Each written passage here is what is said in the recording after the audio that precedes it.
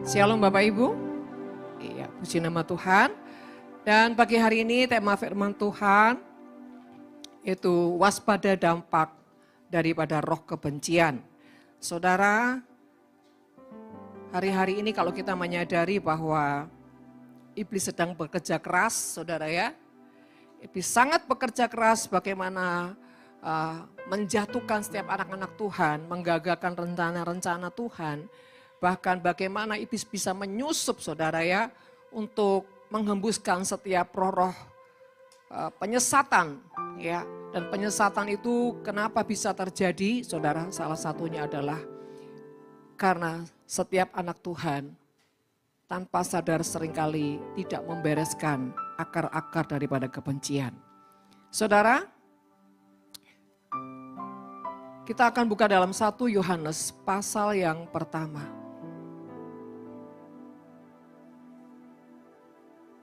Ya. 1 Yohanes pasal pertama dikatakan, pada mulanya adalah firman, firman itu bersama-sama dengan Allah dan firman itu adalah Allah. Saudara, firman itu adalah Allah. Jadi tidak mungkin kita ini tidak punya kehidupan yang bergaul dengan firman Tuhan. Kalau kita tidak punya kehidupan yang bergaul dengan Tuhan lewat firman-Nya, maka kita tidak akan pernah bisa mengenal pribadinya.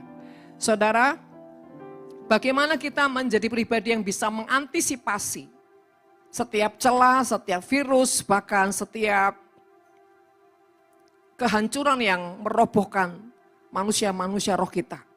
Salah satunya adalah kita harus hidup setiap hari dengan firman.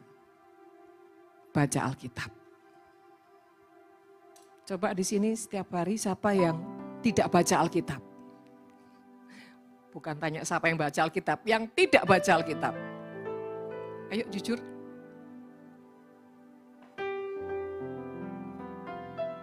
Semua baca Alkitab? Kok ada yang gak jujur juga ya? Saudara, baca Alkitab loh ya. Bukan Alkitab di handphone saudara. Alkitab beneran. Yang gini, yang orisinal.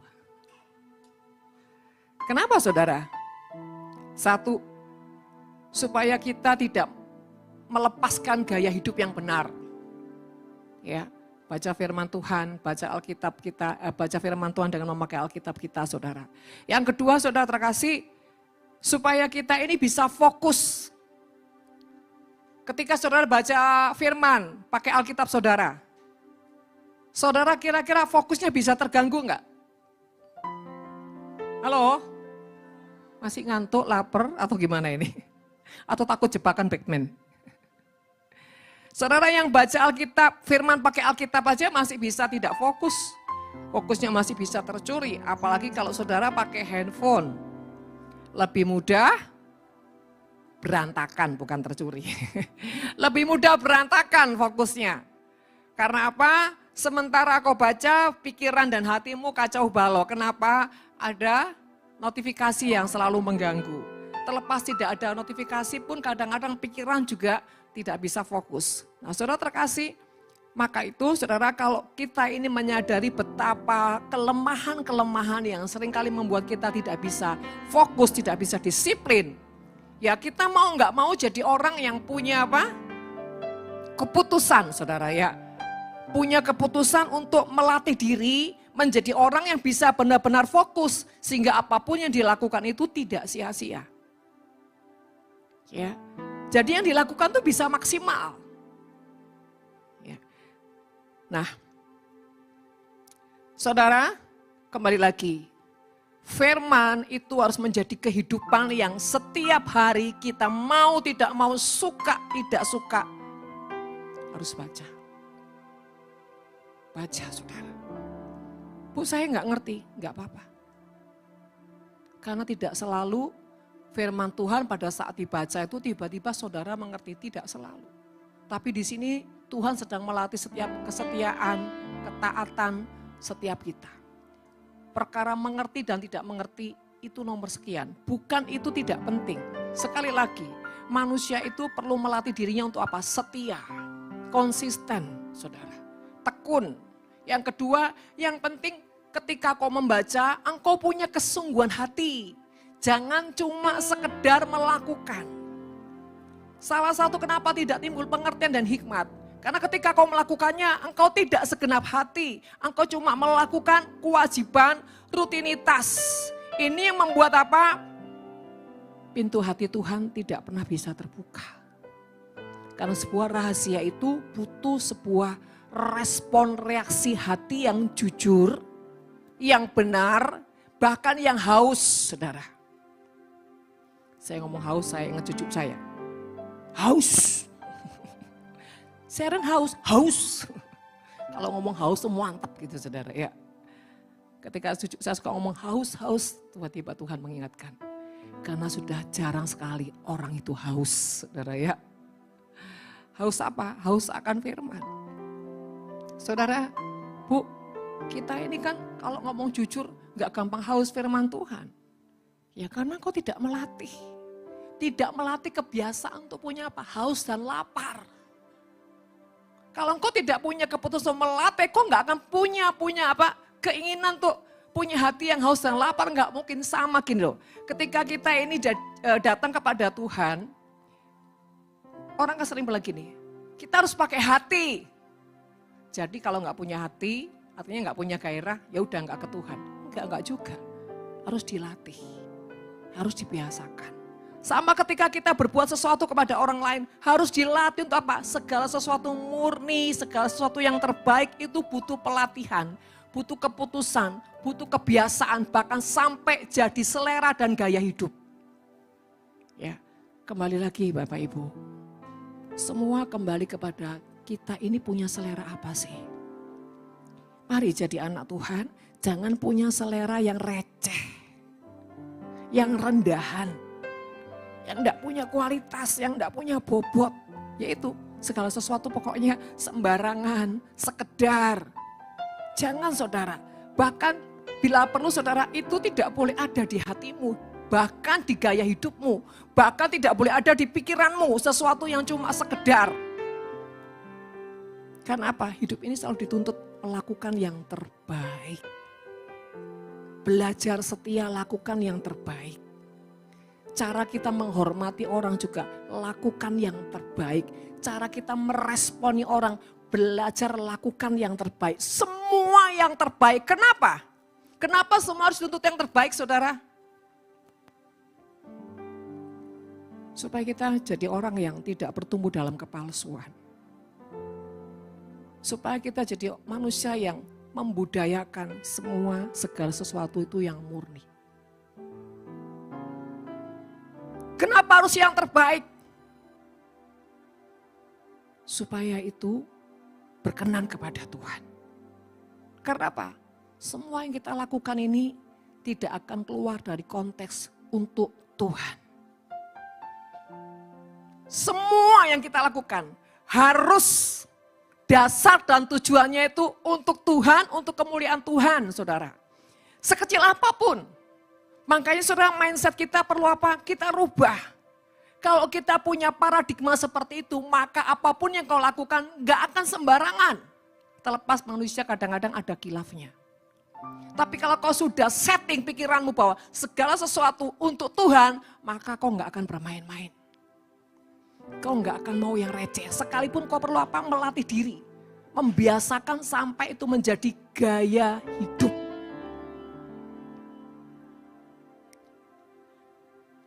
Saudara, saya dulu suka bawel. Kalau sudah anak-anak bikin brosur, nggak pas, nggak tepat, apapun itu, saudara. Awalnya sepertinya cerewet, saudara.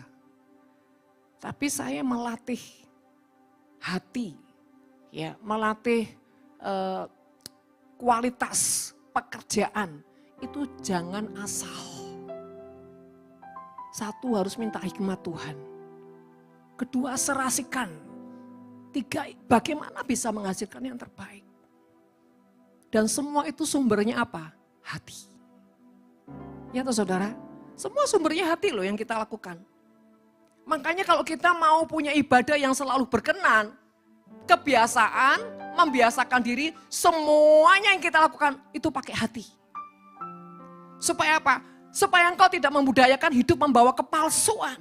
Membangun kepalsuan, tapi membangun segala sesuatu yang murni, yang sejati. Apapun itu saudara.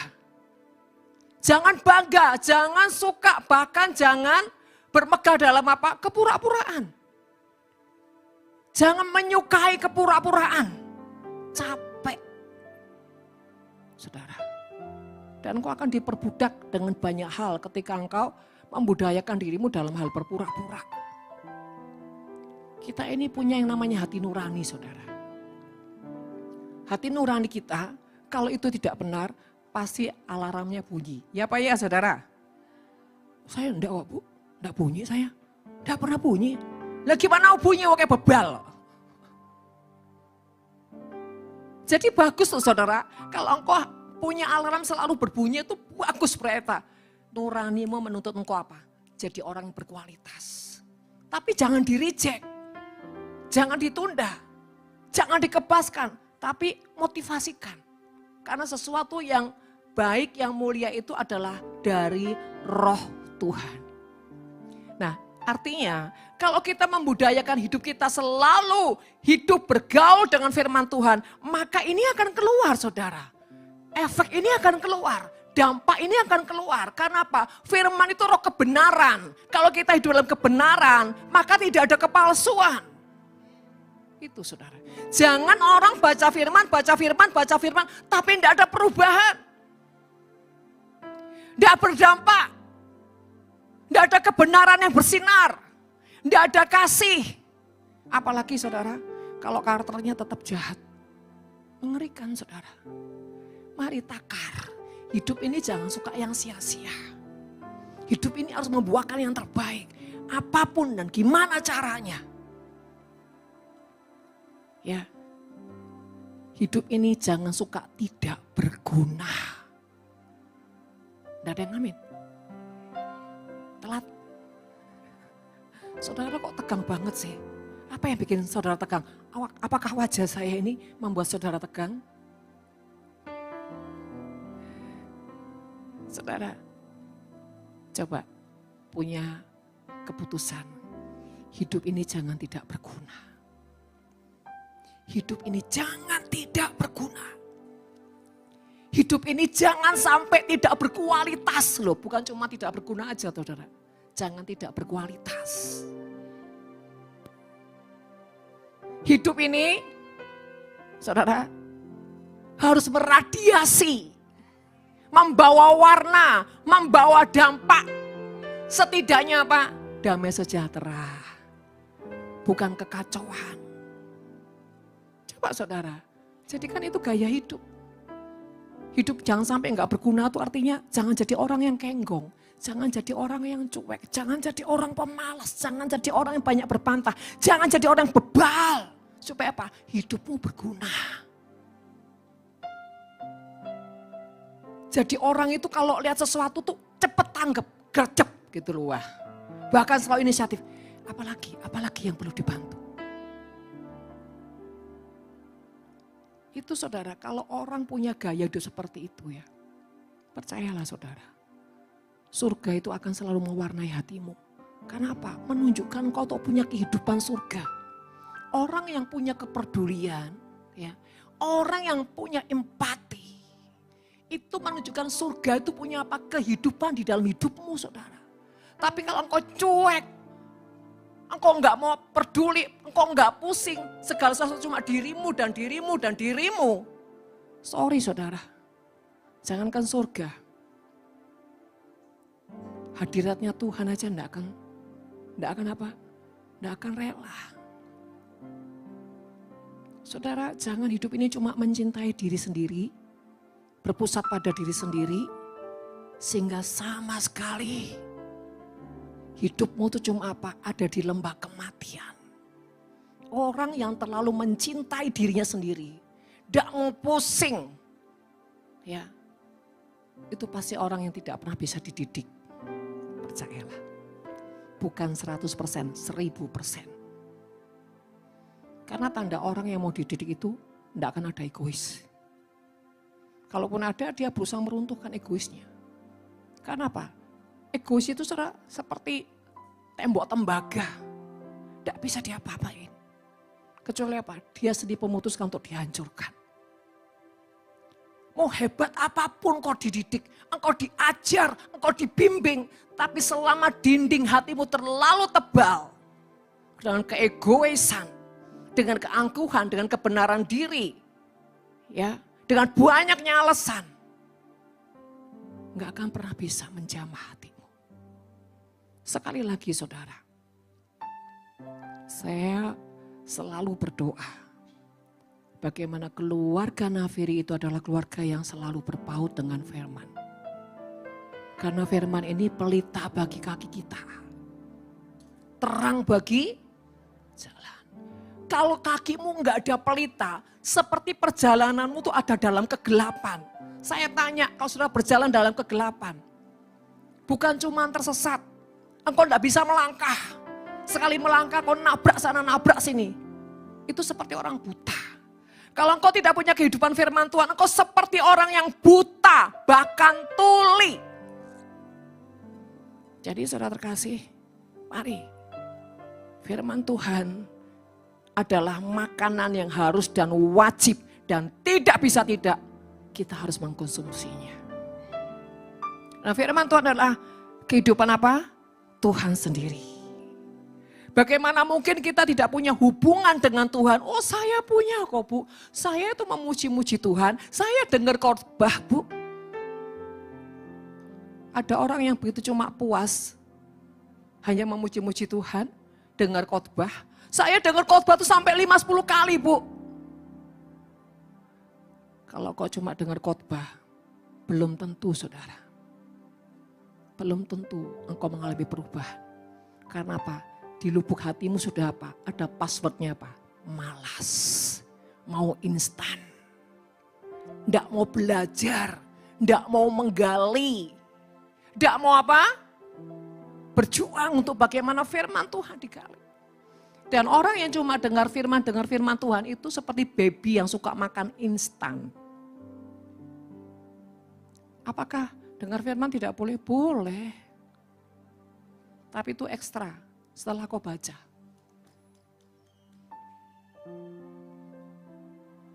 Yang terutama harus baca dulu. Kecuali keadaan kondisi tidak memungkinkan. Saudara, mari. Jangan sampai kau punya kelaparan di rohmu. Jangan sampai kau punya kehausan di rohmu. Orang yang haus, ya, punya kehausan, punya kelaparan yang dibekukan, ujungnya, saudara ya, manusia rohnya akan mudah sekali mengalami kesesatan. Lihat sini, ngikut sini, lihat sana, ngikut sana, bahkan tidak pernah punya pendirian. Kalau pendirian saja nggak berani saudara, apalagi keberanian, apalagi keteguhan, sama sekali nggak akan. Dan iblis itu tahu saudara, orang-orang yang punya kehidupan firman dan tidak iblis sangat kenal sama orang yang tidak punya kehidupan firman. Percayalah saudara. Buktinya apa? Kerapuhanmu. Ketidakteguhan hatimu. Karakter-karakter yang gak berubah. Pola pikirmu. Itu menandakan engkau tidak punya makanan yang sangat cukup di rohmu. Dan biasanya orang-orang seperti ini, jiwanya akan mudah diombang-ambingkan saudara. Dan iblis bisa gampang sekali menderek hidupnya. Untuk hanya apa? Mengisi hal-hal yang sia-sia. Bahkan maaf kata sampah. Hari-harinya, waktu-waktunya cuma dibuat apa? Ngobrol, scroll handphone, Instagram, apalagi. Tidak ada sesuatu yang bermutu. Bahkan tidak terlalu mengutamakan sesuatu yang punya bobot, saudara. Sukanya apa? Selera sampah. Kumpul-kumpul, saudara. Siapa yang gak suka kumpul-kumpul ya? Sudah kumpul, waduh, wangel suruh bubar. Itu jiwa kekanak-kanakan. Kalau sudah kumpul lupa bubar itu anak-anak saudara. Sudah malam, ya sebentar lah, sebentar. Iblis bilang gini, teruskan, teruskan. Masih jam 11, teruskan. Sampai jam 12, teruskan. Ujungnya apa? 12:30. Bubar. Sampai di rumah, langsung tidur? Tidak. Cuci kaki, ganti baju, saudara. Ngapain lagi? HP, yo pinter. Pinter dan jujur. Padahal jamnya sudah tambah jalan, tambah pagi. Iblis bilang gini, belum, masih gelap. Jadi iblis bilang gini, belum pagi, teruskan, teruskan. Sampai ujungnya 1:30, jam 2, mulai iblis bilang gini, tidurlah anakku sayang. Begitu jam 4, kukuruyuk. Yang diingat apa? Petrus menyangkal Yesus. Jadi enggak usah doa. Saya itu kagum ya sama si ayam itu ya. Karena apa? Ayam itu selalu mengingatkan manusia. Hai manusia-manusia, ingatlah. Waktunya menyembah Tuhan. Ayam aja taat, saudara. Ayam saja disiplin. Kalau waktunya berkokok, ya berkokok. Nah saudara, waktunya bangun masih ngorok. Kan sama-sama ini Bu, bersaing dengan ayam. Saudara terkasih, hati-hati. Engkau yang tidak bisa kendalikan diri dengan waktu. Engkau sudah diperbudak sama iblis. Iblis tidak pernah takut kok. Rajin ibadahmu, rajin pelayananmu. Tidak takut. Tapi iblis bagaimana menyesatkan engkau untuk apa? Mengalokasikan waktu-waktumu supaya kau terbuang, energimu habis. Begitu engkau harus datang ke Tuhan, lagi perlu ke Tuhan. Sudah tidak punya apa? Daya. Saat pagi hari ku datang pagi. Menghadap Tuhan, rendahkan diri. Nyanyi baru 2 menit, angopnya 10 kali saudara. Habis gitu gini, Tuhan, saya tak turun dulu minum kopi Tuhan ya, cari kopi. Supaya apa? Matanya melek. Sudah minum kopi saudara ya. Ingat apa? Handphone. Sebentar Tuhan, tak ngintip WA sebentar Tuhan. Sebentar akhirnya sampai jam 7, bablas Tuhan mau kerja Tuhan. Sorry ya besok ya Tuhan ya. Model gini banyak loh saya lihat wajah-wajah ini. Hati-hati saudara, ketika engkau tidak bisa mendisiplin diri dengan waktu, sebetulnya engkau sudah diperbudak sama iblis. Belajar disiplin waktu. Supaya apa? Iblis tidak terus membawamu disesatkan. Dan ujungnya engkau nggak pernah punya waktu yang terbaik untuk Tuhan. Selalu waktunya apa? Mendesak. Waktunya apa? Nggak maksimal. Waktunya apa saudara? Sekedar. Jadilah orang yang gelisah ketika engkau tidak punya waktu yang terbaik bagi Tuhan. Contoh gini saudara. Kalau misalkan jam doa misalkan jam 5. Dan kau bangunnya tuh udah 5:30. Atau lebih 20 atau 15 menit. Gelisah. Kenapa? Waduh gini jadi buru-buru sama Tuhan gak enak. Saya tanya buru-buru enak gak? Hah? Masa sih? Wajahnya ini loh gak jujur. Oh senengannya mepet-mepet. Sandung-sandung kok. Saudara, saya bisa lihat orang itu bagaimana dari cara dia mendisiplin diri. Kalau orangnya tuh siapa? Bahasa Jawa ini nabiak. You know nabiak. Nabrak sana nabrak sini. Kenapa? Kepepet. Buru-buru. Ada tipe orang kalau enggak kepepet gitu enggak lega. Kok yo enak ya? Mana Elisa? Dek, kamu kok berangkatnya itu loh kok mepet-mepet. Diulang lagi, diulang. Saya bilang seneng ini senengannya muter kayak kaset. Duh kalau saya, waduh. Saya enggak bisa hidup kayak gitu tuh, saudara. Rasanya kayak enggak sejahtera. Enggak bisa menikmati, saudara. Ada perasaan bersalah ketika apa? Saya ini korupsi waktu sama Tuhan. Pasti enggak enak. Kalau udah korupsi waktu pasti gini. Nyembah aja enggak bisa saya. Enggak tega. Kamu tuh sembarangan. Saya bisa nangis cuma karena kayak gitu sama Tuhan. Kenapa? Karena mencintai. Karena menghargai.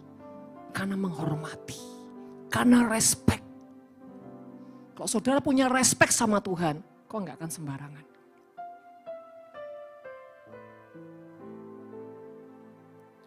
Bapak Ibu terkasih, bukan hanya bicara baca firman, tapi bagaimana firman itu menjadi kehidupan yang mengubahkan hidup saudara. Intinya itu, jangan cuma target baca firman Tuhan tapi enggak berubah. Jangan cuma baca firman Tuhan tapi kok enggak bertumbuh. Engkau tidak berbuah. Lah kalau engkau enggak bertumbuh dan tidak berbuah, bagaimana hidupmu jadi dampak? Enggak mungkin. Kita ini kalau mau jadi dampak, bertumbuh dulu. Sampai berbuah, buahnya pasti menjadi buah yang dipastikan. Bukan buah yang sepet, busuk, saudara. Tapi buah yang manis. Ketika kau punya buah yang manis, kau enggak usah banyak bicara. Kau melangkah, kau di mana, hidupmu pasti berdampak, saudara. Kehadiranmu pasti membawa suatu spirit yang luar biasa. Itu orang yang berbuah. Dan orang yang berbuah, tidak akan buahnya dimakan sendiri. Saudara pernah lihat pohon? Jangan disentuh buahnya. Buat diriku sendiri. Ada enggak pohon seperti itu? Pohon aja saudara tahu diri loh ya. Tapi kenapa banyak orang enggak tahu diri? Segala sesuatu hanya untuk dirinya sendiri, dan dirinya sendiri. Tidak pernah mau berbagi. Pohon aja tahu. Dia harus bertumbuh, dia harus berbuah. Dan buahnya harus apa? Jadi berkat. Kenapa manusia seringkali tidak sadar dan tidak tahu diri bahwa dia itu harus apa? Menjadi berkat. Hati-hati saudara, di akhir zaman ini banyak roro Farisi. Roro kemunafikan, roro agamawi yang dibangun apa? Tanpa sadar. Dia tahu dia tidak punya pengalaman dengan Tuhan. Jangankan pengenalan enggak. Dia cuma berjalan rutinitas. Enggak pernah ngobrol sama Tuhan. Enggak pernah hati ke hati sama Tuhan. Enggak pernah bisa jujur sama Tuhan. Enggak pernah bisa duduk diam menunggu Tuhan dan menantikan Tuhan. Tapi dia enggak pernah pusing dengan semuanya itu. Saudara, mari. Jangan cuma melewati hidupmu dengan sesuatu yang kosong, yang sia-sia, yang enggak berguna, dan ujungnya tidak berdampak. Tapi bagaimana hidupmu sekecil apapun jadi berkat. Nah, saudara selanjutnya, kita akan buka di dalam 1 Yohanes 2 ayat 6. 1 Yohanes 2 ayat 6, demikian firman Tuhan, barang siapa mengatakan bahwa ia ada di dalam dia, ia wajib hidup sama seperti Kristus telah hidup. Barang siapa mengatakan bahwa ia ada di dalam dia siapa? Dia Tuhan, dia Yesus. Kalau kau berkata saya ini anak Tuhan, saya pelayan Tuhan, berarti hidup saudara apa? Ada di dalam Tuhan. Berarti engkau juga wajib sama seperti Kristus. Apanya yang sama? Rambutnya saya sama seperti Tuhan Yesus, panjang gelombang. saudara. Saya ini sama seperti Yesus, suka berbagi kasih. Yang dimaksud sama adalah karakternya, sifat keteladanannya. Yang dimaksud sama bagaimana Yesus punya pribadi yang selalu ingin melakukan kehendak Bapa. Yang dimaksud sama Yesus selalu menarik diri dari kerumunan, pujian, kehormatan manusia. Dan hanya mencari wajah Bapaknya.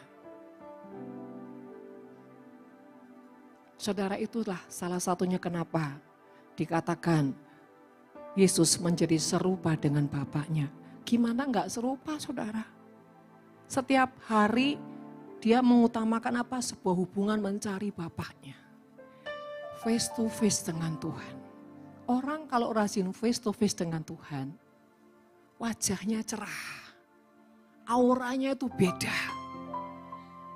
Tapi kalau kau tidak punya kehidupan yang selalu bergaul dengan Tuhan, secara murni dan tulus, karena banyak orang yang setor wajah dengan Tuhan, tapi tidak berdampak. Karena banyak maunya di jiwanya. Saudara, kalau sudah datang menghadap hadiratnya, itu enggak ada lagi, saudara, keinginan-keinginan kita. Yang ada adalah Tuhan, kau mau apa dari hidupku?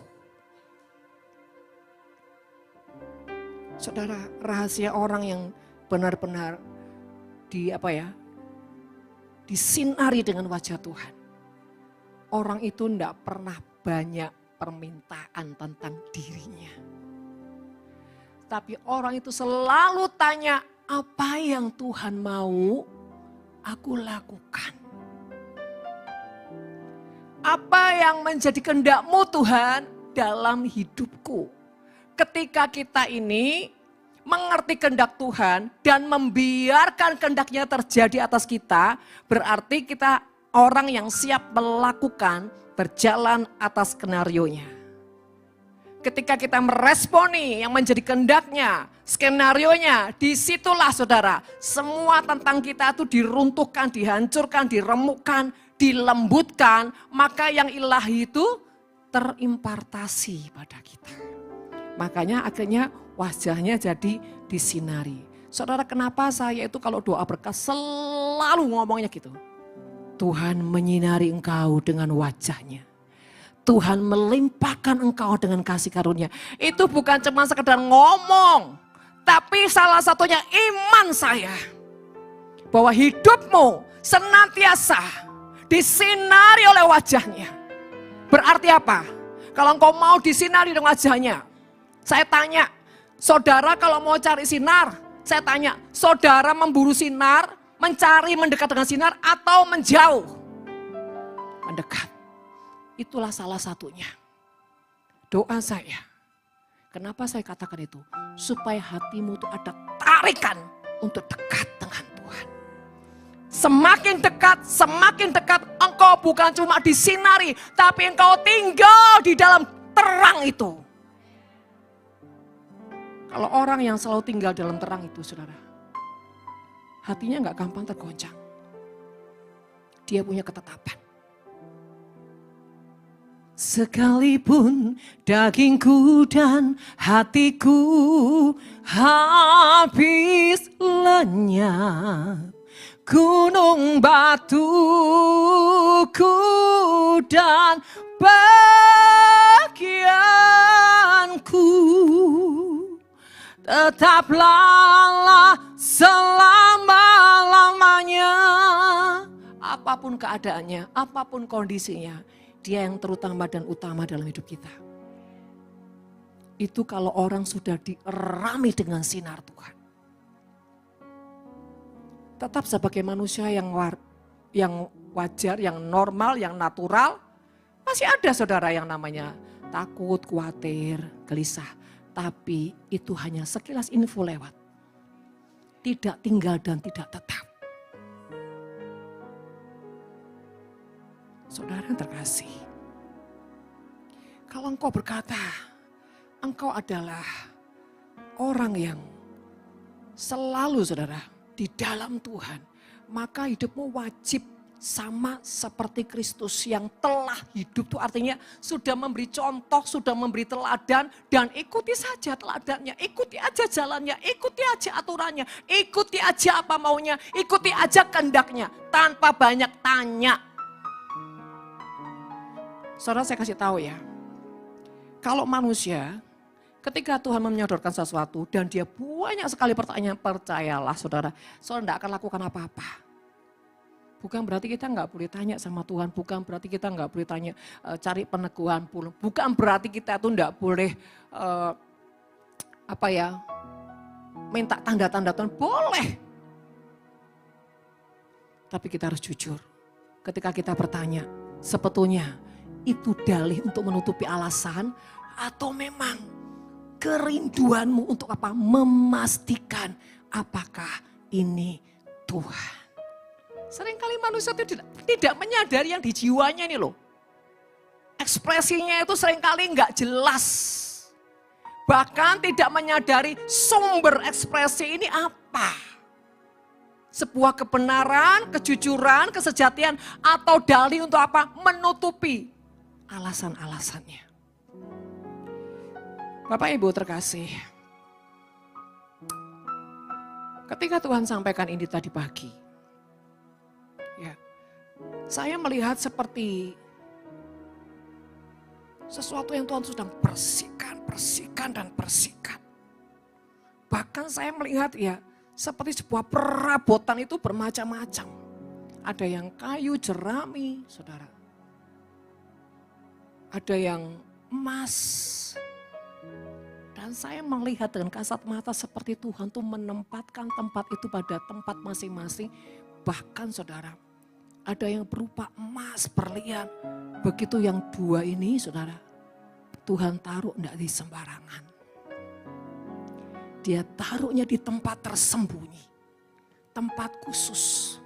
Dan dia taruh di satu tempat yang dimana itu orang bisa melihat tanpa harus ada yang ditutupin.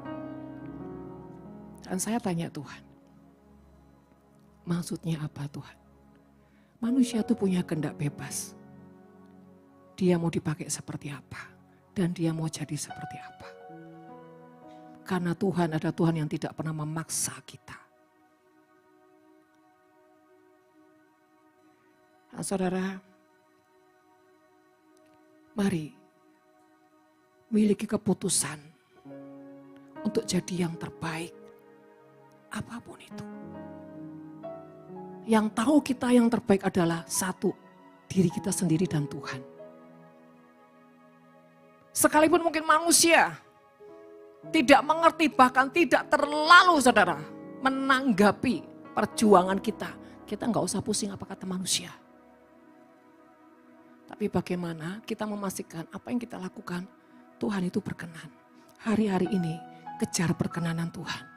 Kalau kau ingin selalu hidup dalam kemuliaannya.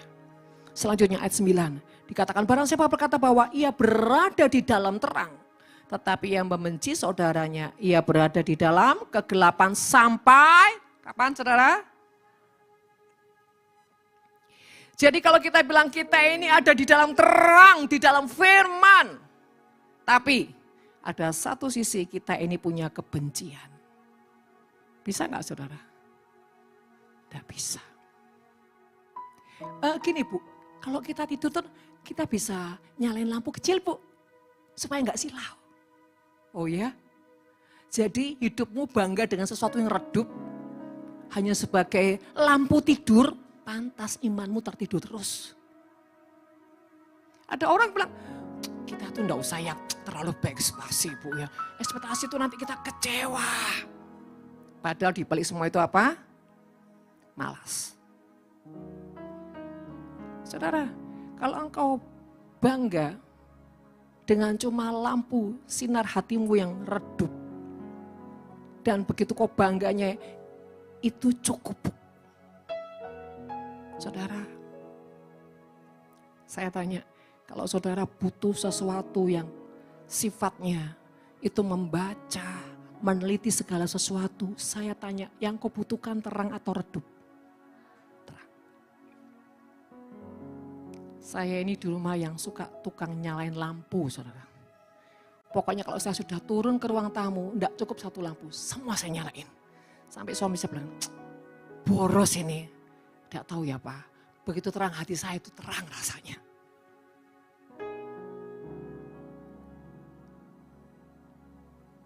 Ada orang yang sukanya lampu break. Cukup kok ini, oh cukup padahal pelit irit. Sudah enggak usah disangkal saudara. Dari cara kau menyalakan lampu aja saya tahu kau pelit kikir. Dan tahu tapi apa? Enggak bertobat. Enggak apa-apa, hemat. Bukan hemat itu pelit. Kalau cahaya yang menyinari dirimu aja, kok begitu pelit. Saya bilang itu di dasar rohmu itu juga baik kikir. Pasti di dalammu lebih punya apa? Kegelapan. Kenapa? Yang keluar suka apa? Remang-remang. Tidak mungkin saudara terang di dalammu. Kalau di dalammu terang, kau nggak tahan lihat yang remang-remang. Kecuali kau butuh buat tidur saudara. Loh itu saudara mau gak percaya terserah. Takar di hatimu. Yang keluar itu pasti yang ada di hatimu saudara. Saudara terkasih, mau dibungkus, dikemas, diapain aja itu enggak bisa memungkiri. Makanya saya tuh sedih ya kalau lihat gereja yang remang-remang gitu ya.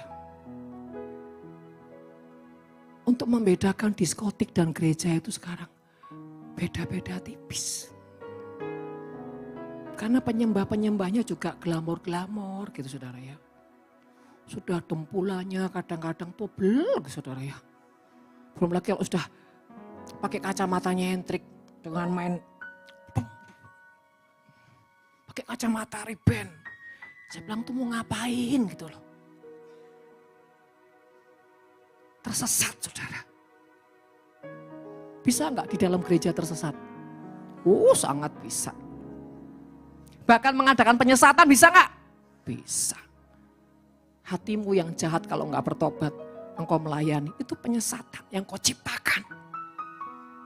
Hatimu nggak beres, tapi kau tetap pede melayani, itu penyesatan yang kau ciptakan.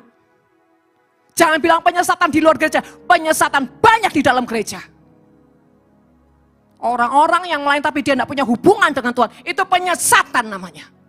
Yang kau ciptakan sendiri. Jangan merasa puas ya. Dan kau tidak punya hubungan ini, anak-anak nafkir ini. Kau tetap pelayanan. Kau cuma apa? Tai yang ditumpahkan sama Tuhan. Harusnya hatimu terusik. Orang yang tidak layak itu bukan orang yang, maaf ya, pelacur, pembunuh. No. Itu masih takaran comberan. Tapi ketidaklayakan apa? Ketika dirimu tidak tahu diri di hadapan Tuhan, itu tidak layak. Kau sembarangan dengan Tuhan, itu tidak layak. Jangan bilang gini, oh saya kan cuman ini Bu, ya siap-siapin apalah apa. Jangan ada yang memandang remeh pekerjaan Tuhan ya. Jangan kan cuma ngepel nyapu aja bagi Tuhan itu sesuatu yang mulia.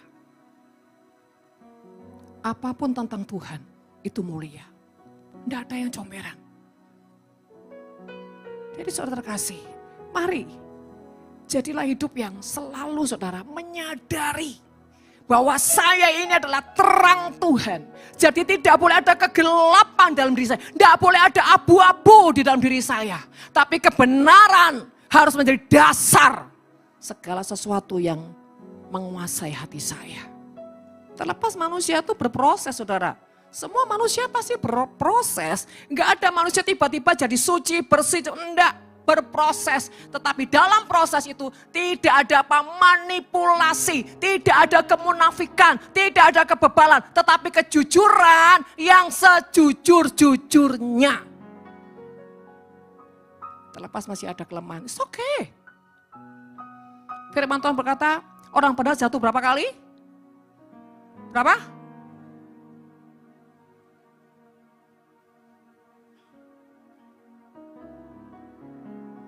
Mau jatuh 7 kali, mau 70 kali, dia akan bangkit berapa kali? Tak terhingga.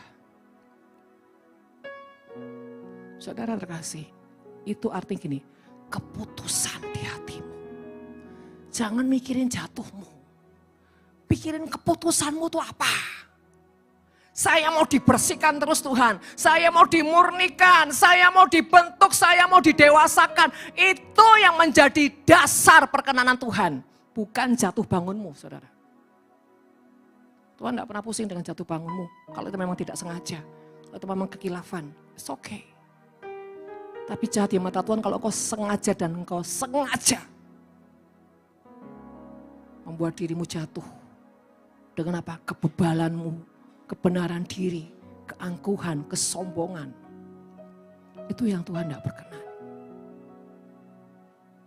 Jadi saudara terkasih, yang dimaksud terang Tuhan itu biasakan kita punya gaya hidup itu yang apa adanya. Bukan ada apanya. Apa adanya biar nanti semua yang ada isinya tuh isinya Tuhan. Jangan kita ini jadi orang yang selalu mengisi dengan kebenaran kita. Biar Tuhan yang mengisi seluruh apapun di dalam hidup kita. Kalau Tuhan yang isi sesuatu pasti indah dan mulia. Tapi kalau kita yang isi pasti kebanyakan tuh sampah. Percayalah saudara. Ya. Saudara, dikatakan barang siapa berkata bahwa ia ada dalam terang tetapi yang membenci saudaranya ia berada dalam kegelapan sampai sekarang. Ini artinya saudara akan terjadi manipulasi di spirit. Kalau orang tidak pernah membereskan rasa benci, rasa iri hati, kemarahan, dendam, apapun itu. Saudara akan memberikan diri ya sama iblis, sama roh jahat. Bungkus aku dalam kegelapanmu. Seperti itu saudara. Saudara jangan dianggap kebencian itu tidak mengerikan. Kebencian dan kesombongan itu seperti apa? Kau bunuh dirimu sendiri. Kau sedang membunuh dirimu sendiri dengan apa? Kebencian. Sama itu dengan kesombongan. Cinta akan uang, sama. Itu pasti gandengan, 3 serangkai. Saudara terkasih, roh kebencian berarti engkau memberikan hatimu punya akses untuk apa? Dikuasai, dikendalikan roh jahat. Dan orang yang selalu punya kebencian tidak akan pernah bisa mengalami yang namanya damai sejahtera. Tidak akan bisa. Percayalah. Hidupmu seperti digerogoti. Saudara. Digerogoti borok-borok apa? Kanker. Benci, sakit hati, salah paham. Selalu apa saudara? Lihat sesuatu selalu negatif. Tidak pernah bisa lihat sesuatu yang positif saudara. Ini saudara, mengerikan sekali. Jangan membiarkan celah-celah kebencian menjadi roh yang dibungkus dengan roh jahat dan ujungnya. Engkau tuh seperti apa? Seperti kehidupan mumi yang dibungkus dan kau gak bisa punya kegerakan yang dari Tuhan. 10. Barang siapa mengasihi saudaranya, ia tetap berada di dalam terang. Dan di dalam dia tidak ada penyesatan. Berarti penyesatan lahir dari mana saudara? Dari mana? Kebencian. Orang kalau sudah punya roh kebencian, percayalah ini semua dibelokkan saudara. Diputer, dicuci otak sama iblis. Dicuci otak, terus dicuci otak. Sehingga apa? Akhirnya mengeluarkan apa? Mata yang jahat. Mulut yang apa? Menusuk dan membunuh. Karena otaknya sudah dicuci. Sudah dikendalikan. Dan biasanya gandengannya kalau benci itu apa? Hati pahit. Tidak percaya firman. Firman sampai sebatas ini tidak pernah bisa masuk ke sini. Itu mustahil saudara. Karena apa? Tuhan itu ketok pintu hati kita, ketok, tuk, tuk, tuk. Dia bukan apa? Jebolin pintu kita, enggak. Karena dia bukan perampok. Tuhan selalu ketok dengan apa? Kelembutan, kasih. Bahkan kalau saudara tuh lihat ada gambar-gambar yang Tuhan mengetok pintu, itu kan dia tungguin saudara, sampai pintu terbuka. Artinya apa? Tuhan kita Tuhan yang hebat, yang luar biasa. Kau tidak buka pintu, dia akan tunggu di depan. Sampai kau buka pintu. Sampai kau sadar, sampai kau punya penginsafan dan kau buka hatimu bukan cuma seperempat, bukan setengah, lebar-lebar. Dan membiarkan apa saudara? Sebelum Tuhan masuk, semua perampok, maling, saudara orang jahat harus keluar dulu dari rumahmu. Baru Tuhan bisa masuk. Artinya gini saudara. Kalau kita mau dilepaskan roh jahat, sebetulnya saudara ya, kuncinya apa? Di keputusan kita. Kita buka hati, kita sadar kita buka hati. Ketika kita buka hati, sadar, maka saudara, artinya kalau orang sudah buka hati, iblis itu tahu bahwa apa? Engkau sudah muak dan enak dengan apa? Dengan keberadaannya di dalam kehidupanmu, di dalam manusia rohmu, bahkan di dalam bawah alam sadarmu, dan engkau mau usir dia. Kenapa? Iblis tahu juga ada Tuhan yang baru yang mau masuk dalam apa? Rumah kehidupanmu. Saudara jangan dikira iblis gak tahu loh, iblis itu tahu saudara. Engkau sudah gak mau aja iblis ngerti. Jadi kadang-kadang kalau ada orang bertobat itu banyak alasan. Itu paling ngeri saudara. Bilang aja kamu belum rela untuk bertobat. Tidak usah banyak alasan ini tuh tidak usah. Ketika kita buka hati saja sadar saya salah ya Tuhan.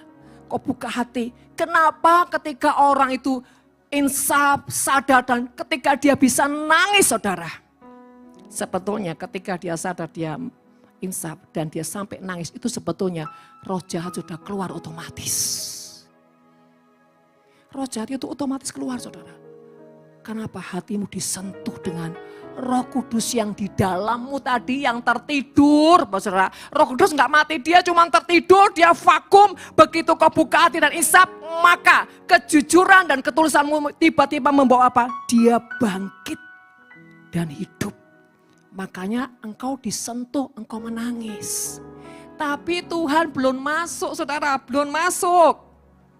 Jadi ketika engkau sadar, engkau menangis, engkau mengalami sebuah sesuatu yang merubah hatimu, menyentuh hatimu, itu karya Roh Kudus. Tapi pribadi Yesus, pribadi Bapa belum masuk.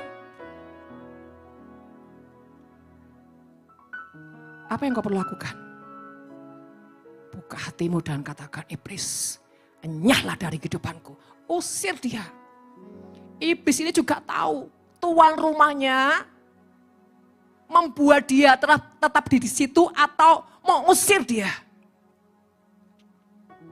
Sekali lagi, ketika kau buka pintu, bukan berarti Tuhan masuk.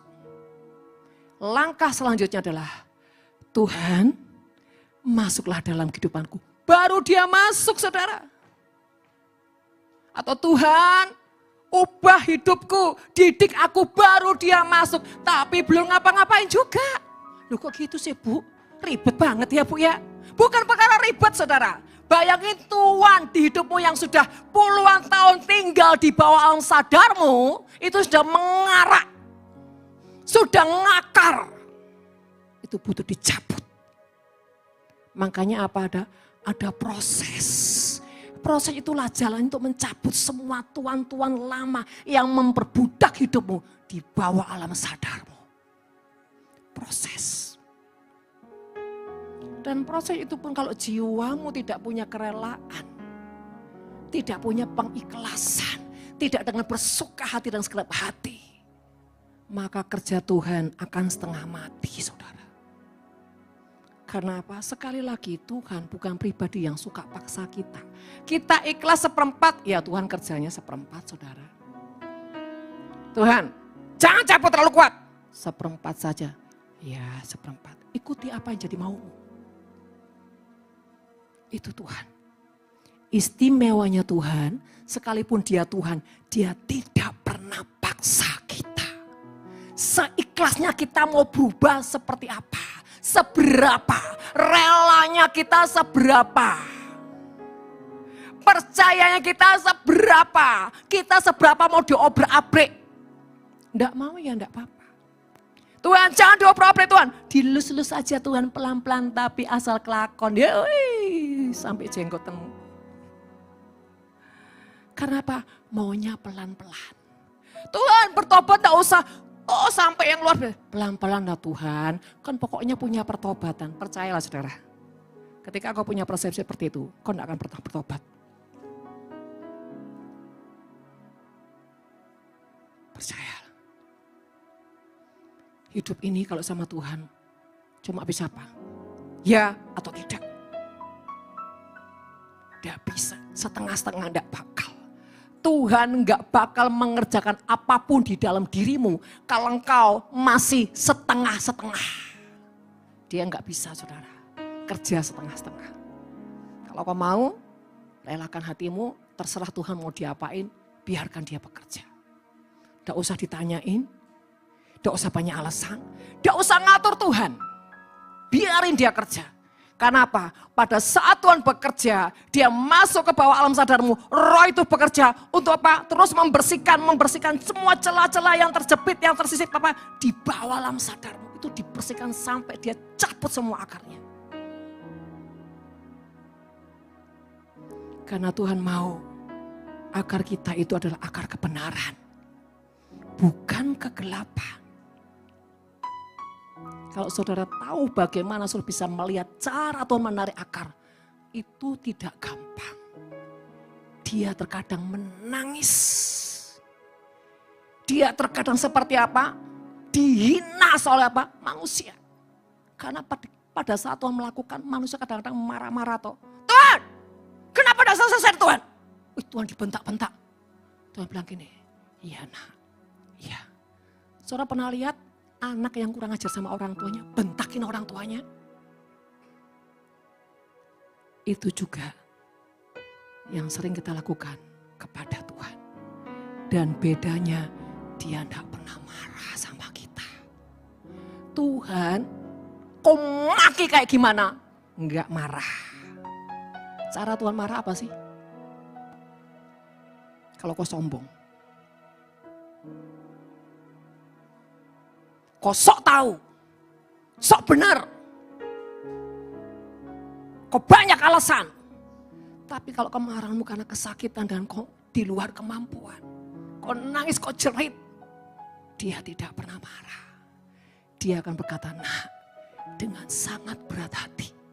Aku melakukannya ini. Tapi demi aku mencintaimu nak, ini akar. Bisa membunuhmu nak. Please, kasih aku kepercayaan. Kasih aku kepercayaan.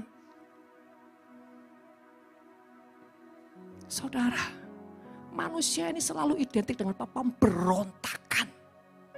Sok pinter, tinggi hati, sok apa? Sok ngatur Tuhan. Itu roh jahat semua saudara.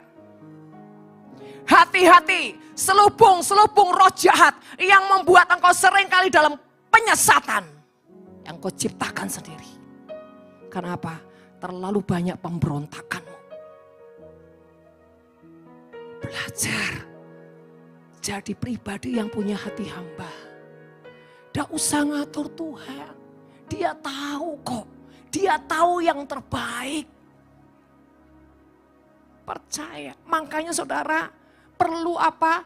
Percayamu sama Tuhan. Kerjasama yang terbaik itu adalah salah satunya apa? Hatimu percaya. Hatiku percaya.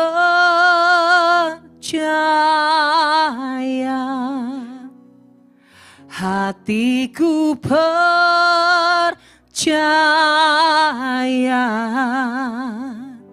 Hatiku percaya,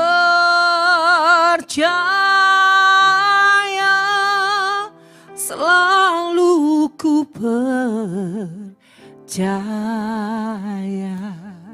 Saudara belajar ya mengenali pujian kalau baitnya, kalimatnya diulang itu pasti sesuatu banget. Sampai 3 kali. Hatiku percaya. Itu sakit saudara. Hatiku percaya. Itu dengan sangat terpaksa. Hatiku percaya.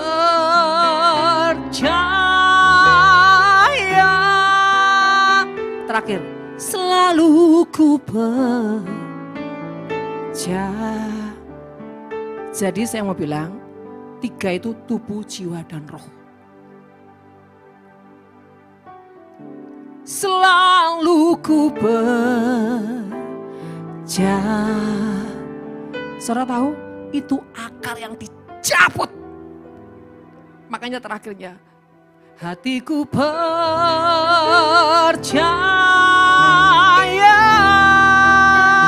Selalu ku percaya.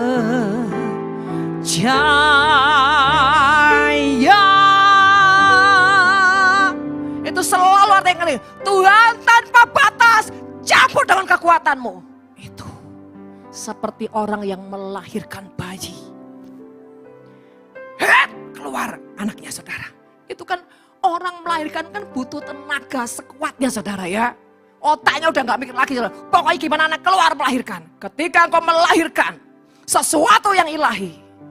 Engkau perlu juga dengan kekuatanmu. Lepas. Artinya apa? Tidak ada sedikit pun celah yang menjadi pertimbangan dalam dirimu. Percaya seutuhnya. Berapa banyak yang dikandung di rohmu. Engkau tidak bisa melahirkan. Karena engkau dia tidak membiarkan Tuhan memprosesnya. Kau selalu gampang. Saudara ya manusia ini saudara begitu rapuhnya sehingga dibelokkan dengan sedikit penyesatan saja. Sudah takluk dengan penyesatan. Apa saudara itu? Emosi. Itu penyesatan saudara. Marah. Apalagi tersinggung. Saudara, gampang sekali. Ada istilah gini, kenapa ya Bu ya? Kalau sesuatu yang jahat itu, nularnya gampang. Misalkan jangkrik, lu cepat ngomong. Wis gak usah munafik lah saudara. Tapi gini, haleluya. Wangel Bu, soalnya haleluya. Kepanjangan Bu, nek jangkrik kan satu kata toh. Jangkrik kok. Oh ya, haleluya 3 ya, 3 kata. Alasan saudara. Kenapa? Yang kotor, yang jahat gampang nular. Karena yang jahat tidak perlu bangun pondasi saudara. Karena apa? Ini loh manusia daging. Cenderungannya apa? Cenderungannya rasa daging saudara. Tapi manusia roh. Butuh apa saudara? Butuh dibersihkan. Butuh dimurnikan. Makanya susah. Orang pintar butuh belajar. Butuh berjuang. Coba goblok. Ya enggak perlu berjuang. Goblok kok saudara. Mantap ya saudara goblok. Jangan ketawa. Nanti nyindir dirimu sendiri itu. Langsung. Yang namanya kebenaran. Itu seperti kita tuh kalau mandi. Dibersihkan. Saya tanya. Kalau saudara kotor-kotor perlu perjuangan enggak? Hah? Kotor-kotor perlu perjuangan. Tidak perlu, ayo pakai baju putih duduk lepok di sampah. Wes kotor. Saudara. Tapi kalau kamu mau bersih, baju putih, jalan itu jalan aja lihat, ada sampah lewat enggak? Ada sampah lewat. Lebay sih kalau itu saudara. Artinya dia mau duduk aja, mau apa dia mikir dia lihat sih. Ntar. Bajuku ini bersih kalau duduk sembarangan. Bahkan duduk aja hati-hati. Kenapa? Pastikan. Tapi kalau sama orang, juworok saudara ya. Wes dah apa peduli pakai putih, udah mencok, blek, lu, kotor. Tidak apa-apa nanti dicuci. Saudara tahu enggak? Itu sifat orang jorok, saudara. Kadang-kadang saya lihat reaksi-reaksi, udah apa-apa Bu, nanti dicuci. Dasar kemproh. Kan enggak pusing, saudara. Coba kalau orang bersihan. Enggak gampang, saudara. Saudara terkasih, kembali lagi, kebencian. Jangan dianggap itu sepele. Itu sel kanker terjahat. Ketika kau membiarkan kebencian itu bercokol di hatimu, percayalah, tidak ada sedikit pun kebenaran bisa menembus di rohmu. Yang ada kebenaran-kebenaran palsu, saudara. Sehingga membuat engkau apa? Capek. Selanjutnya saudara, 11, tetapi barang siapa membenci saudaranya, ia berada di dalam kegelapan. Dan hidup di dalam kegelapan. Saudara, kalau kita membenci saudara kita, firman Tuhan berkata, kita di mana? Di dalam kegelapan, bukan di samping kegelapan. Bukan di luar, tetapi di dalam kegelapan, saudara. Dan otomatis hidup ini juga dikuasai dengan kegelapan, karena kita di dalamnya. Sama ketika saudara di luar sana. Saudara akan menikmati semua atmosfer, semua situasi yang ada di luar. Tapi begitu saudara ke dalam, pasti beda. Apa yang membedakan saudara? Sama-sama ada anginnya di luar. Dengan di sini sama-sama ada anginnya. Bedanya apa? Angin di dalam Bu, silir-silir dan pasti steril. Bu ya senyum toh saudara. Tapi angin di luar, angin alam Bu, tapi debunya, ya itu baru debu. Belum lagi spirit-spirit yang di luar saudara. Artinya saudara terkasih, memang ada udara, ada suhu. Tapi bukan suhu panas, suhu dingin saudara. Artinya gini, kehidupan ini apapun kalau kita di dalam, maka kita akan terbungkus dan akan bisa terus bersih. Jangan cuma suka di pelataran. Saudara, pelataran itu saudara kalau tabernakel, pelataran itu tempat apa? Untuk mempersembahkan domba-domba, binatang, lembu saudara. Itu disate semua saudara. Dibakar. Tapi kalau bisa bicara Roh Kudus, di situ ada kakidian, ada roti sajian. Bedanya api yang di luar tadi, daging kita dibakar. Itu orang yang bertobat mula-mula. Tapi berjalan waktu jangan pertobatan tuh stuck di situ. Harus berjalan semakin maju. Pembakaran bukan lagi bicara kedagingan, tapi hidup saudara, jiwamu yang sekarang apa? Dibakar dengan apa? Proses peremukan. Maka menghasilkan apa? Minyak yang bisa menjadi pelita dan menerangi hatimu. Jadi saudara ketika di halaman itu daging-daging saudara. Daging pertobatan mula-mula lah. Tapi berjalan waktu engkau harus bertumbuh, maka yang dibakar bukan dagingmu lagi. Jiwamu yang penuh pemberontakan dan bla. Itu sedang mengalami peremukan. Dibakar di situ, dimurnikan. Ketika kau punya reaksi yang benar, yang menyenangkan Tuhan, maka menghasilkan minyak yang ujungnya memancarkan api yang dari surga.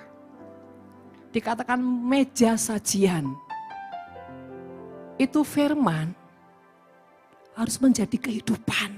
Suratan yang terbuka, artinya meja sajian itu saudara bukan bicara roti yang tidak punya nilai, tapi bagaimana roti hidupmu artinya harus dipecah-pecahkan. Engkau tidak lagi hidup di dirimu sendiri, tapi engkau menjadi pribadi yang terus berbagi dengan orang, dengan berbagi dengan banyak orang. Artinya engkau tidak jadi orang egois, tapi apapun yang ada dalam dirimu yang Tuhan percayakan, engkau rela berbagi dan berbagi sampai ujungnya. Engkau tidak pernah mikir dirimu sendiri saudara. Bukan berarti tidak boleh ya. Artinya gini, engkau akan tutup pintu dengan yang banyak keegoan. Orang yang sudah ada di ruang kudus, di situ ada meja sajian, artinya roti hidupmu. itu menjadi roti yang memberkati banyak orang. Dan ketika kau ada di ruang Maha Kudus Tuhan, saudara, di dalam tabut itu ada isinya apa? Tunas Daud. Tongkat ya? Tongkat siapa? Oh, pinter. Lulus sekolah minggu. Apalagi saudara? Ada lagi? Saya kasih tahu ya. Kenapa 3 itu ditaruh di dalam tabut? Tabut itu bicara hadirat Tuhan. Hadirat Tuhan ini tertutup saudara. Gak boleh sembarangan. Makanya di dalam ruang Maha Kudus yang boleh masuk itu saudara imam besar. Hanya imam besar, bukan imam-imam, tapi khusus imam besar. Apa arti imam besar di masa perjanjian baru? Orang yang menyerahkan hidupnya total dengan Tuhan. Totalitas. Sehingga sampai keluar statement, hidup adalah Kristus, mati adalah keuntungan. Hidup memberi buah. Mati adalah keuntungan. Bagi dia, mau kapanpun mati, aku siapkan diriku. Tapi dengan syarat matiku selalu berbawa kemuliaan. Saudara, ada sebuah tunas Daud, Harun saudara, tongkat Harun. Itu bicara apa? Perjalananmu yang tidak dengan dirimu sendiri. Kau selalu ikut arahan Tuhan, ikut arahan Tuhan, ikut arahan yang bagaimana di sini saudara.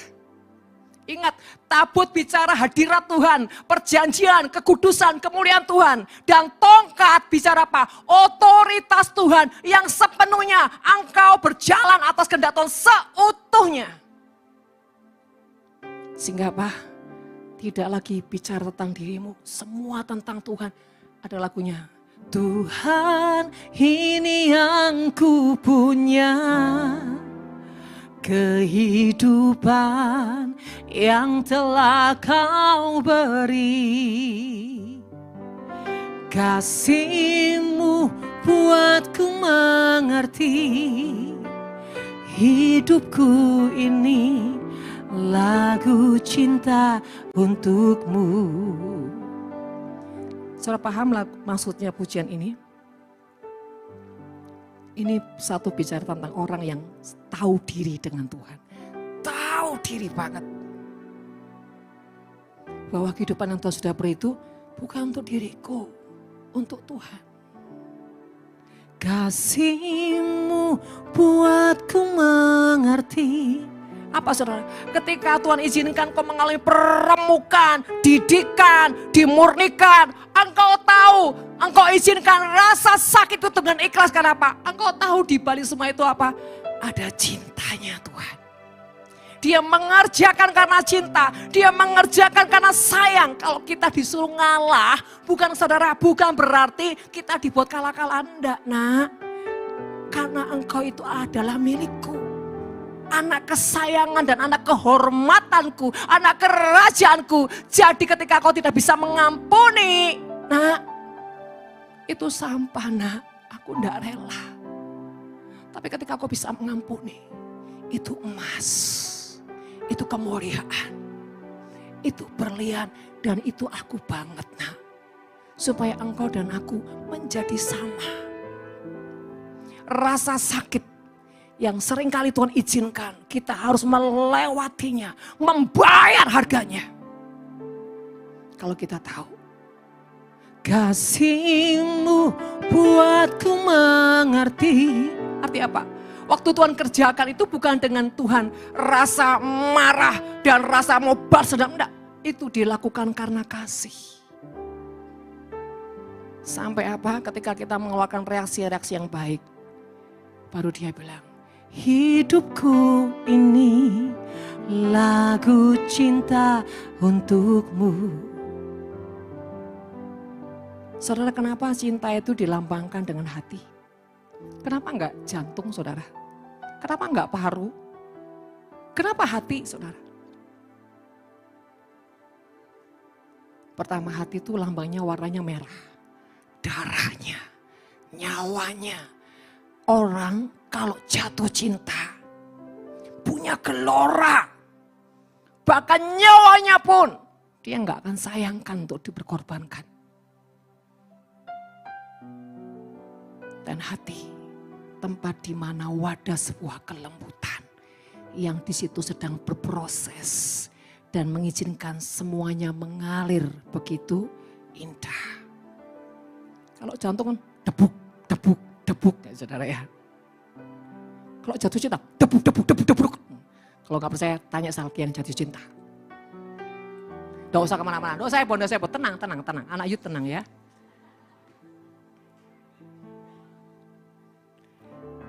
Sekarang saya tanya, jantung saudara sama Tuhan berdebak-debuk nggak? Enggak, Bu. Konslet, Bu. Perlu diring ya? Kan ada kebocoran.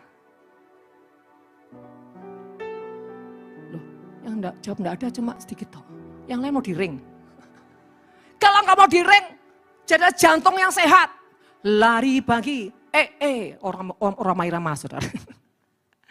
Jantung sehat apa? Lari. Jangan banyak tertidur. Gerak dengan Tuhan. Lari dengan Tuhan. Tahun apa? Yes Tuhan. Sambar Tuhan. Apapun yes Tuhan. Gitu saudara. Itu namanya jantung sehat. Iya Bu, ikut Tuhan ngeri-ngeri sedep. Itu melatih jantungmu saudara. Sampai bilang ikut Tuhan ngeri-ngeri sedep. Kalau belum sampai ngeri-ngeri sedep, jantungmu masih belum belum sehat. Perlu direng saudara. Kalau jantung sehat, bisa tiba-tiba seperti itu. Kaget Tuhan. Tapi apa? Kagetnya apa? Jatuh cinta, berjuta indahnya, blosor, rosor, amboy rasanya. Jatuh bangun aku. Dunia sudah mulai saudara. Ada gini, dunia aja tahu loh saudara, hukum cinta itu apa? Ada jatuh bangunnya. Saudara, tapi anak Tuhan tidak rela jatuh bangun. Aku terjatuh dan tak bisa bangkit lagi. Orang dunia rela jatuh tidak bisa bangkit saudara. Nah kenapa saudara anak Tuhan tidak rela jatuh untuk bisa bangkit 1000 kali? Halo? Orang dunia aja rela. Dia bilang, aku terjatuh dan tak bisa bangkit lagi demi cinta. Tapi itu konyol saudara ya. Tuhan tidak kayak gitulah, percayalah. Engkau jatuh, tujuan untuk apa? Mengangkat kemuliaan. Amin. Yes. Kesimpulannya saudara. Spirit kebencian itu tidak boleh terus menguasai hati kita. Dalam berproses, biarkan dia cuma lewat. Mampir sesaat karena ada perendaman. Tapi jangan mampir terus-terusan ngopi saudara. Kalau ada suami-suami ngopi di warung enggak pulang-pulang sambloi saudara ya. Enggak saudara. Artinya gini saudara. Dalam hidup ini percayalah. Kalau Tuhan izinkan kau punya kebencian dan itu harus berproses. Itu sebetulnya Tuhan itu sedang merekayasa. Taruh sesuatu yang racun di hatimu. Supaya apa? Ketika kau berproses. Engkau punya perjalanan yang punya pengalaman dengan Tuhan. Dan ujungnya engkau akan dijadikan pribadi yang rendah hati, murah hati, penuh pengampunan, lemah lembut, terus dan terus. Ujungnya apa? Engkau menjadi manusia yang sempurna di mata Tuhan. Amin. Yang kedua saudara, kebencian membawa orang dalam penyesatan sadar atau tidak sadar. Karena apa? Dia akan menarik diri dari banyak orang. Dia nggak akan pernah suka dengan kerumunan banyak orang. Dia lebih suka menarik diri. Orang yang dikuasai kebencian selalu suka menarik diri saudara. Dan dia tidak punya rasa nyaman ketika dia dengan banyak orang. Yang ketiga, orang yang punya kebencian. Kecenderungannya berpikir negatif. Bukan cuma rasa nggak nyaman. Dia selalu berpikir tentang negatif. Yang keempat, orang yang punya kebencian hanya mau berteman dengan orang-orang yang mensupport kemarahan, mensupport kebenaran palsu. Kalau enggak dia enggak mau. Dan ujungnya kebencian membuat apa? Semua dalam hidupmu mengalami penyesatan. Sampai kau gak pernah bisa mengerti kebenaran yang sejati. Karena apa? Engkau sudah dikuasai kegelapan. Jadi saudara terkasih, berhati-hatilah. Bahkan iblis tidak pernah takut. Ya, engkau setiap hari berdoa, melayanan, tidak pernah takut. Kalau kebencian tidak pernah kau bereskan. Dan ujungnya kebencian membuat apa? Engkau mati sebelum mati. Artinya tidak akan ada kebahagiaan sejati yang datang dalam hidupmu. Itu namanya mati. Karena apa? Engkau tidak akan pernah mau terima didikan Tuhan. Engkau reject. Mari saudara, biarlah kita mau ngebahaskan apapun. Karena kebencian itu lahir dari apa? Sebuah kecewa, marah, tidak puas diri dan bla bla bla. Ujungnya ketika kau terus simpan di pergudangan itu menjadi sebuah kebencian yang ujungnya bisa membunuh diri sendiri. Mari saudara merenungkan firman Tuhan.